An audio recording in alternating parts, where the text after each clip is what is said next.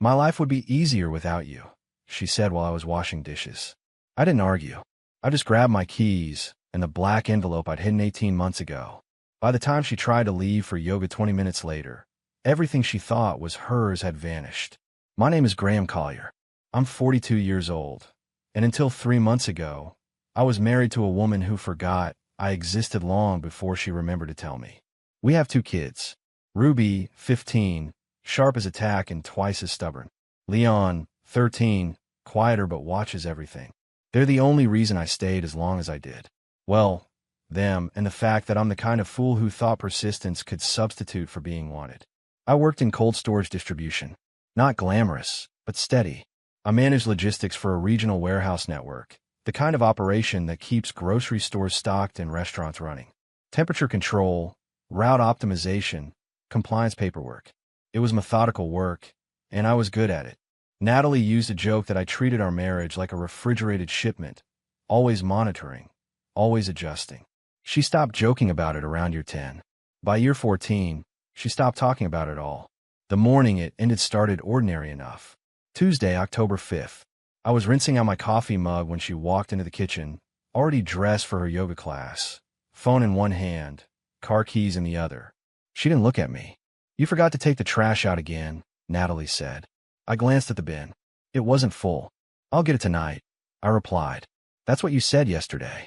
"Then I'll do it now." "Don't bother." Her tone was flat, final. "You'll just forget again." I set the mug down carefully. The water was still running. I turned it off and faced her.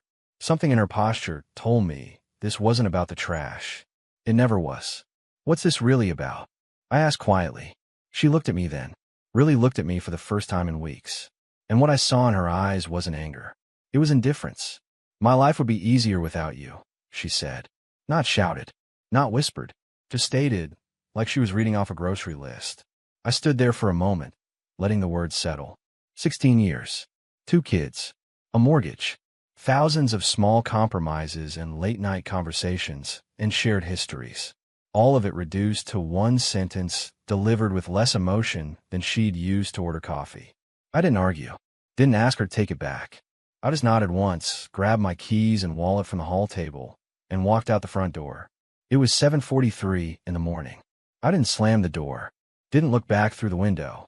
I got in my truck, started the engine, and pulled out of the driveway while she stood in the kitchen, probably already scrolling through her phone. What she didn't know, what she couldn't have known, is that I'd been preparing for this moment for 18 months. I drove to the parking lot by Miller's Creek, about 15 minutes from the house. It's one of those spots locals know but tourists never find, tucked behind an old textile mill that shut down in the 90s. I parked facing the water and pulled out my phone. Not the iPhone Natalie knew about. The burner I'd been carrying for the past year, prepaid, registered under a business name that didn't exist anymore. I opened the app I'd built myself. Simple interface, clean design. One button. I'd labeled it Reset. My finger hovered over it for maybe 3 seconds. Then I pressed it. The script I'd written 18 months ago began executing. It was elegant, really. Years of managing cold storage logistics had taught me one crucial skill: how to shut down a system completely while leaving no room for manual override. Temperature controls, access codes, backup generators. In my world, fail-safes weren't suggestions. They were gospel. I'd applied that same philosophy to my exit. The first thing the script did was change every password on every account tied to our home network. Router, smart thermostat, security cameras, garage door opener, even the smart locks I'd installed last Christmas. Natalie had thought they were a gift. They were, just not for her. Second, it rerouted the banking alerts. Our joint checking account, the one she thought we still shared, had been quietly converted to a different status 6 months ago. I was primary. She was authorized user. Past tense, as of 8:03 this morning. Third, it triggered a series of automated emails to our insurance company, our mortgage lender, and 3 different utility providers. Each one contained a formal notice of separation, dated and notarized. I'd signed them 14 months ago during a business trip to Pittsburgh that wasn't really a business trip. My lawyer, a guy named Dennis Pruitt, had everything. Recorded conversations, financial statements showing where money had really been going. Screenshots of texts Natalie thought she'd deleted. I hadn't been spying. I'd been documenting. I sat there by the creek, watching the water move, and checked my watch. 8:14. She'd be trying to leave for yoga right about now. My phone buzzed. The iPhone. Her name lit up the screen. I let it ring. It buzzed again. Then again. By the fourth call, I turned it off completely. The burner stayed on. I opened my email and saw the first automated confirmation. Insurance policy restructured. Single holder. Effective immediately. Then another. Bank access updated. New credentials required. Then another. Mortgage account. Primary contact information changed. Each notification felt like a door closing. Not slamming. Just clicking shut. One after another, quiet and final. I thought about Ruby and Leon. They were at school by now. Ruby had early band practice. Leon had math tutoring. Neither of them knew what their mother had said to me this morning. Neither of them knew what I'd been planning for a year and a half. But they would. Soon enough, they would. I started the truck and pulled out of the parking lot. I had a meeting at 9:30 with a man named Victor Chun, no relation to anyone we knew, who ran a small cold storage facility 2 towns over. He'd been looking for a consultant, someone who understood the business from the ground up, someone who needed to disappear without actually vanishing. Natalie stood in the garage, staring at the keypad like it had personally betrayed her. She'd entered the code 3 times. The same code we'd used for 8 years. The little screen just blinked red, then went dark. She tried her phone, opened the garage door app. Connection failed. She tapped it again. Same result. Back inside, she grabbed her laptop from the kitchen counter and opened the browser. Bank account login. She typed her username and password, the one saved in her browser's autofill. Invalid credentials. She tried again, slower this time, making sure each character was correct. Same message. Her phone buzzed. A text from her sister, Diane. Still on for lunch Thursday? Natalie ignored it and dialed my number. Straight to voicemail. She called again. Voicemail. A third time. Nothing. She opened her email app. There were new messages. The first one was from Horizon Mutual Insurance. Policy holder update. Action required. She opened it. The words didn't make sense at first. Restructuring. Primary holder change. Marital separation documentation. Effective immediately. Her hand started shaking. The next email was from First National Bank. Joint account status modified. Then another from the mortgage company. Primary contact information updated. She sat down at the kitchen table, phone clutched in both hands. The thermostat on the wall blinked. Then the temperature jumped from 72 to 85. She walked over to adjust it. The screen was locked. Administrator access required. She tried the code. Denied. Her breathing got faster. She went to the front door and checked the smart lock. Same thing. Locked out her own system. The Wi-Fi network on her phone showed connected, but nothing would load. She checked the network name. It had changed. Instead of Call Your Home, it now read SAN 8847 SecureNet. She didn't recognize it. By 9:30, she called me 17 times. She'd texted 12 messages, starting with confusion and escalating to anger.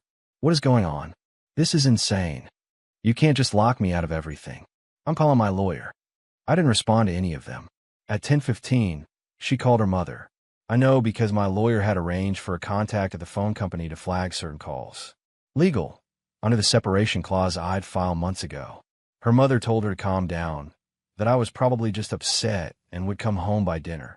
Natalie didn't tell her mother what she'd said to me that morning. She just said we'd had a disagreement. By 11, she was sitting on the couch, staring at nothing. The house felt different. The air felt different. It was the same furniture, the same walls, but something fundamental had shifted. She finally understood. This wasn't a fight. This wasn't me throwing a tantrum or trying to teach her a lesson. This was an ending. And I'd written it months before she ever said those words. Ruby came home first, around 3:40. She dropped her backpack by the door and headed straight for the kitchen, pulling out her phone to check messages. Natalie was still at the table, laptop open, surrounded by paper she'd printed out from the few accounts she could still access. Mom. Ruby's voice had that teenage mix of concern and annoyance. Why are you just sitting there? Natalie looked up. Her eyes were red. Have you heard from your father? Ruby frowned. No. Why? He left this morning. He won't answer his phone. Left? Like left. I don't know, Natalie said quietly. Maybe. Ruby's expression shifted. Not to sadness. To something harder. What did you say to him? The question landed like a slap. What? What did you say to him? Ruby repeated, slower. Dad doesn't just leave. So what did you do? Ruby, that's not fair. You think I haven't noticed? Ruby's voice rose. You think I don't see how you talk to him? Like he's invisible. Natalie stood up. This is between your father and me. No, it's not.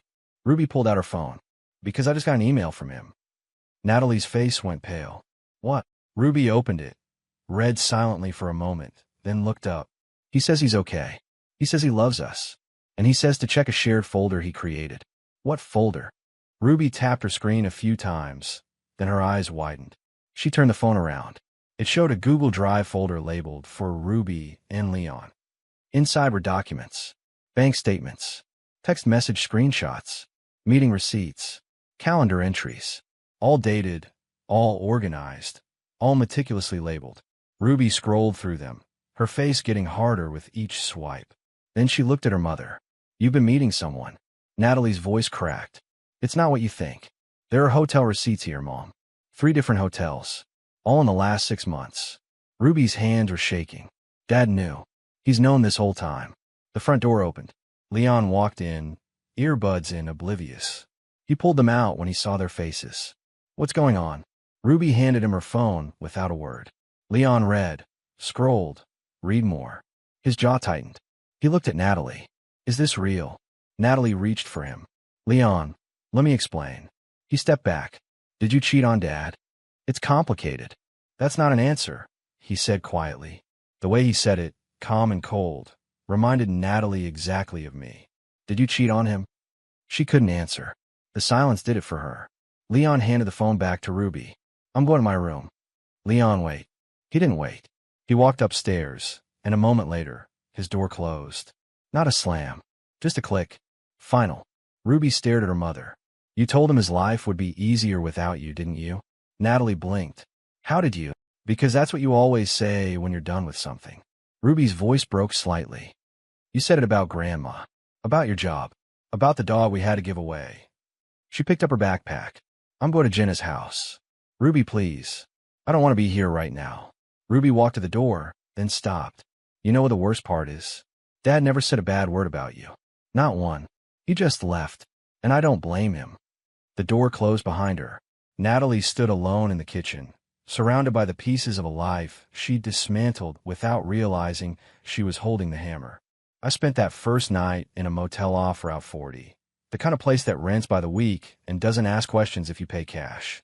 The room smelled like old carpet and industrial cleaner, but it had a bed, a bathroom, and most importantly, no memories. I sat at the small desk and opened my laptop. 18 months of planning had brought me here, but planning and executing are 2 different animals. I pulled up the spreadsheet I'd been maintaining since the day I realized my marriage was already over. I just hadn't filed the paperwork yet. Phase 1, complete. Accounts separated, access revoked, documentation triggered. Phase 2 was already in motion. I'd signed a consulting contract with Victor Chun 3 weeks ago. He ran a mid-sized cold storage operation that needed someone who understood the distribution side of the business. 6-month contract, option to extend. It wasn't much, but it was enough to rent a place and start over. My phone, the burner, buzzed. Text from Dennis Pruitt, my lawyer. Received calls from her attorney. Declined representation. Forwarded your documentation packet. They're scrambling. I typed back. Kids. Emails delivered as scheduled. No legal issues with disclosure. Everything you sent them was factual and documented. I set the phone down and stared at the wall. Ruby and Leon. They'd seen the evidence by now. Bank statements showing cash withdrawals I never made. Text messages between Natalie and someone named Derek Sutherland, a guy she'd met through her yoga studio. Hotel receipts from nights she'd claimed to be at her sister's house. I hadn't wanted them to find out this way. Hell, I hadn't wanted them to find out at all. But Natalie had made that choice for me when she decided our marriage was negotiable and honesty was optional. My phone buzzed again. Ruby. Dad, where are you? I stared at the message. Then I typed. I'm safe. I'm okay. I'm sorry you had to see those documents. 3 dots appeared, disappeared, appeared again. Are they real? Yes. A longer pause. I'm so sorry, Dad. My throat tightened. Not your fault, sweetheart. None of this is your fault. Can I see you? Soon. I promise. I just need a few days to get settled. Mom's a mess. I know. I don't want to be here. I close my eyes. Is Leon okay? He won't talk to her. He's in his room. Tell him I love him. Tell him I'll call tomorrow. Okay. Love you, Dad. Love you too. I set the phone down and sat there in silence. The heater kicked on, rattling slightly. Outside, a truck rumbled past on the highway. I'd burned down my old life in a single morning. But I wasn't rebuilding out of anger. I was rebuilding out of necessity, because staying would have killed me slowly, and leaving was the only way to remember what it felt like to breathe. Tomorrow, I'd start looking for an apartment. Something small, clean, functional. Somewhere Ruby and Leon could visit without feeling like they were walking into a crime scene. Tonight, I just sat in that motel room and let myself feel the weight of what I'd done. It was heavy, but it wasn't wrong. Natalie sat in the law office of Brian Kendrick, an attorney her sister had recommended. He was younger than she'd expected, maybe early 40s, with the kind of polished confidence that came from winning more cases than he'd lost. He'd been reviewing documents for 20 minutes. Every so often, he'd make a note or flip back to a previous page. Natalie watched his face for any sign of hope. She didn't find any. Finally, he looked up. Mrs. Collier, I'm going to be direct with you. This is one of the most thoroughly documented separations I've ever seen. What does that mean? It means your husband has been preparing for this for well over a year. Maybe longer. He tapped the stack of papers. These separation agreements are dated, notarized, and filed with the state. The financial restructuring was done legally and with proper documentation. The insurance modifications followed protocol. Even the smart home system changes fall under property rights because he's the one who purchased and installed them. Natalie's voice was quiet, so I have no recourse. I didn't say that, but I need you to understand what we're up against. He opened a folder. Your husband documented everything. He has recordings of arguments, screenshots of text messages, financial records showing discrepancies in spending. And most damaging, he has evidence of an extramarital affair. Her face went pale. How much evidence? Enough that if this goes to court, a judge will side with him on almost every major issue. He paused. Did you meet Derek Sutherland at hotels on multiple occasions? She couldn't speak. She just nodded. Kendrick sighed. Then we need to focus on damage control, not winning. The affair changes everything, especially regarding asset division and potential custody arrangements. Custody. Her voice broke. He wouldn't take the kids from me. He might not have to. Your daughter is 15. Your son is 13. At those ages, judges give significant weight to the children's preferences. He looked at her carefully. Have you spoken with them since this started? They won't talk to me. Ruby's staying with a friend. Leon barely leaves his room. That's going to be a problem. Kendrick closed the folder. Mrs. Collier, I need to ask you something, and I need you to be honest. Did you say something to your husband the morning he left? Something that could be construed as requesting separation. Natalie stared at her hands. I told him my life would be easier without him. Kendrick was quiet for a moment. Did anyone else hear you say that? No, just him. Did you text it? Email it? Write it down anywhere? No. He made a note. That's something, at least. It's your word against his. He looked up. But given everything else he's documented, I wouldn't count on that helping much. So what do? First, stop trying to contact him directly. All communication goes through me and his attorney from now on. Second, document everything. Every interaction with your kids, every expense, every attempt you make to cooperate. Third, end things with Derek Sutherland immediately. No contact, no texts, nothing. It's already over. Good. Keep it that way. He stood. I'll file a response to his separation notice and request a mediation session. But Mrs. Collier, I need you to prepare yourself for the reality that you're not going to get what you want here. The best we can hope for is minimizing the damage. Natalie left the office feeling like she'd been hollowed out. She sat in her car in the parking lot and stared through the windshield at nothing. 16 years. 2 kids. A house she'd helped decorate. A life she'd thought was stable. And she destroyed it with one sentence. 3 weeks after I left, I met Ruby and Leon at a diner halfway between my new apartment and the house. It was a Sunday morning, the kind of quiet gray day that makes everything feel suspended in time. I got there early and took a booth by the window. Ruby arrived first, Leon trailing behind her. They both looked tired. Ruby hugged me hard, didn't let go for a long moment. Leon's hug was stiffer, but he held on just as tight. We ordered breakfast. Pancakes for Ruby, eggs and bacon for Leon, coffee for me. Nobody talked about the elephant in the room until the food arrived. Mom wants us to tell you to come home, Ruby said, cutting her pancakes into precise squares. What do you want? I asked. She looked up. I want to know if you're really okay. I am, I said. Better than I've been in years. Leon spoke quietly. She cries a lot. I know that's hard for you to see. It's not hard, he said, still looking at his plate. It's just, I don't feel bad for her anymore. He finally met my eyes. Is that wrong? No, I said carefully. It's honest. Ruby set her fork down. Dad, I graduate in 2 years. After that, I'm going to college somewhere far away. But Leon stuck there for 5 more years. She glanced at her brother. We've been talking. Leon nodded. I want to live with you. The words hit me harder than I expected. Leon, I mean it, he said.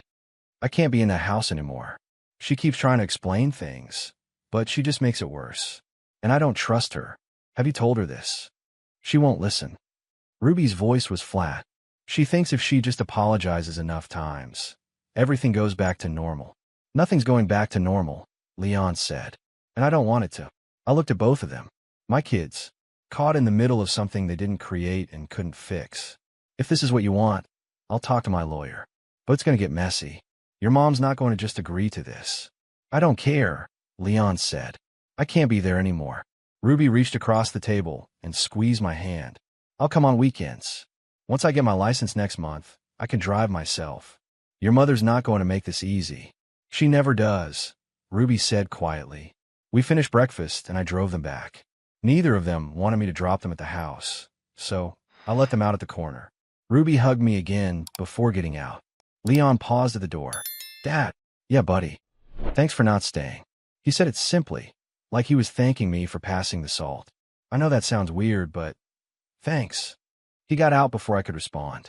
I watched them walk down the street toward the house, shoulders squared, steps deliberate. They looked older than they had 3 weeks ago. I pulled away and called Dennis Pruitt. We need to file for custody modification. Both kids. Just Leon. Ruby wants to stay neutral, visit on weekends. Leon wants to live with me full-time. That's going to trigger a fight. I know, but he asked. And I'm not telling my son no when he's asking for help. All right, Dennis said. I'll draft the paperwork.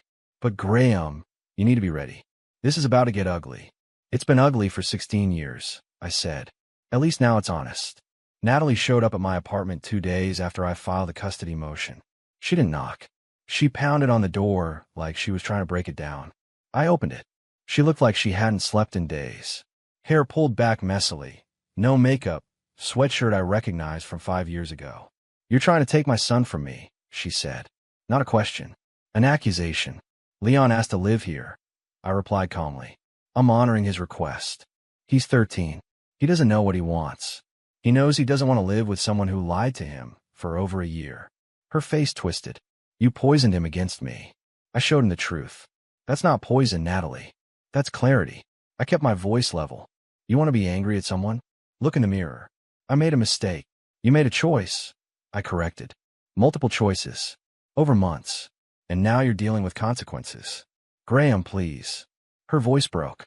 Don't do this. I'll end things with Derek. I'll go to counseling. Whatever you want. I don't want anything from you anymore. That's the point. What about the kids? They need both parents. They'll have both parents. Leon will just live here. Ruby can visit whenever she wants. You'll have custody time, supervised at first given everything that's happened. Supervised. Her voice went shrill. You think I'm dangerous? I think you're unstable right now. And until you prove otherwise, I'm not taking chances with my kids. She stepped forward. They're my kids too. Then you should have thought about that before you decided to throw away our family. I didn't move. You want to fight this in court? Fine. We'll fight. I've got documentation going back 18 months. Financial records, text messages, witness statements. Your own lawyer told you how this plays out. I won't let you take him. You don't get a vote. My voice hardened. Leon's 13. In this state, judges give significant weight to a teenager's preference in custody cases. He'll tell the judge he wants to live with me. The judge will ask why, and Leon will tell him about the affair, about the lies, about how you treated me in front of him for years. You're coaching him. I don't have to coach him. He was there, Natalie. He saw everything. Kids aren't blind. I stepped back. You created this situation. You want an easier life without me. Well, you got it.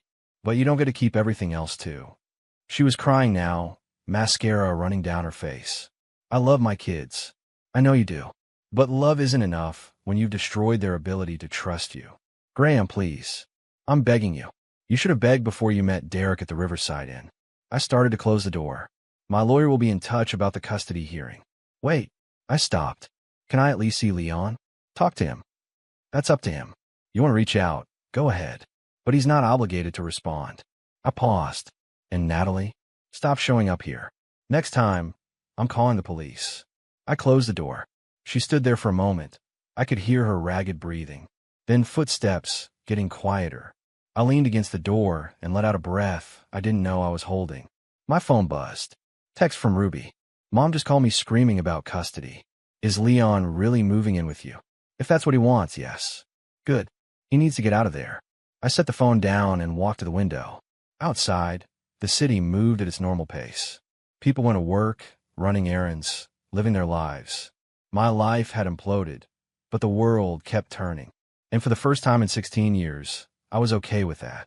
The custody hearing took place on a Tuesday morning in late November. The courtroom was smaller than I'd expected, fluorescent lights buzzing overhead. The judge's bench elevated like a fortress. Natalie sat at the opposite table with Brian Kendrick. She dressed carefully, business suit, minimal makeup, hair pulled back. She looked composed, but I could see her hands shaking slightly when she reached for her water glass. Leon sat in the waiting area outside. He'd asked to speak to the judge directly, and Dennis had arranged it. The judge, a woman named Sarah Holbrook, had 20 years on the bench and a reputation for not tolerating games. Kendrick went first, painting a picture of a devoted mother blindsided by a vengeful husband. He called Natalie to the stand. She talked about PTA meetings, soccer practices, homework help. All true, all irrelevant. Dennis cross-examined her. Mrs. Collier, did you engage in an extramarital affair with Derek Sutherland? She hesitated. Yes, but. Yes or no, please. Yes. For how long? About 14 months. And during this time, did your husband know? Not initially, but he discovered it, documented it, and only then filed for separation? Yes. Dennis nodded. No further questions. Then it was my turn. I kept it simple. Talked about my job, my income, the apartment I'd secured. I explained that I wasn't trying to exclude Natalie from the kids' lives. I just wanted Leon to have stability. He has to live with me, I said. I'm not forcing anything. Judge Holbrook called Leon in. He walked to the witness box, shoulders straight, voice steady. She asked him why he wanted to live with me. Because my dad been honest with me, Leon said. My mom hasn't, and I can't trust someone who lies. That's a serious accusation, Judge Holbrook said gently. It's the truth. Leon looked at Natalie. I'm sorry, Mom, but I can't live there anymore. The judge was quiet for a moment, then nodded. Thank you, Leon. You can step down. She took 15 minutes to review the documents. When she came back, her decision was clear. Primary custody of Leon Collier is granted to Graham Collier. Natalie Collier will have supervised visitation every other weekend, with the possibility of modification after 6 months, pending successful completion of family counseling. Natalie's face crumbled. Kendrick put a hand on her arm. Ruby Collier's custody remains joint, with her express preference for weekend visitation with her father respected. Judge Holbrook looked at both of us. This family has been through enough. I expect both parents to prioritize these children's well-being over personal grievances. Understood. We both nodded. Outside the courtroom, Leon hugged me. Can we go home now? Yeah, buddy, I said quietly. We can go home. 11 months later, I stood in the kitchen of a small house I'd purchased on the outskirts of town. 3 bedrooms, a yard big enough for a grill, and a garage where Leon could practice basketball. Nothing fancy, but it was ours. Ruby was setting the table for dinner, home for Thanksgiving break from her first semester at college. Leon was in the living room, homework spread across the coffee table. The normalcy of it still caught me off guard sometimes. My consulting business had grown. Victor Chin's operation had expanded, and I'd taken on a permanent position as his distribution director. Good pay, reasonable hours, and work that mattered. Natalie had completed her counseling. Her supervised visits with Leon had graduated to unsupervised, though he still preferred staying with me. Ruby saw her more often, maintaining a careful distance that worked for both of them. Derek Sutherland was gone from the picture. I'd heard through mutual acquaintances that Natalie had ended things completely. Whether out of guilt or necessity, I didn't know and didn't care. My phone buzzed. Text from Dennis Pruitt. Divorce finalized. Congrats. I set the phone down and looked around. This wasn't the life I'd planned when I got married 16 years ago. It wasn't the future I'd imagined when Ruby was born or when Leon took his first steps. But it was honest. It was mine. And it was enough. Ruby walked over and bumped my shoulder. You okay, Dad? Yeah, I said. I really am. Leon called from the living room. Dad, when's dinner? I'm starving. 10 minutes, I call back. Ruby grinned. Some things never change. Some things shouldn't, I replied. That evening, after dinner, after the dishes were done and the kids had retreated to their rooms, I sat on the back porch with a beer and watched the sun set. The sky turned orange, then purple, then dark. Natalie had said my life would be easier without her. She'd meant it as a weapon. But she'd been right, just not the way she intended. My life wasn't easier because she was gone. It was better because I'd finally stopped waiting for her to change. I'd stopped waiting for permission to want more. I'd stopped accepting less than I deserved. And somewhere in the wreckage of that marriage, I found something I thought I'd lost years ago. Myself.